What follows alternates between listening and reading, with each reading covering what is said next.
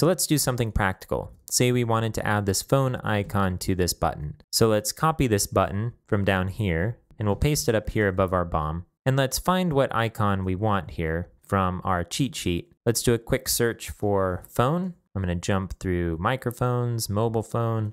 Here we go, phone. I'll copy the code, and I'll jump back to the browser. I'll paste it in here. Let's see if that's right. I'll refresh. All right, there we go. There's our phone. Now I'll cut this, and I'll put it right before the 1 in the numbers. Now a div has a display of block. So if I save this and refresh the browser, we'd see our phone icon stretching across the entire element, and then it's going to bump everything else down. So when we want a generic element like div, but we want it to display in line, then we're going to use a different element called span. So let's change this div to span. We'll change the closing tag too.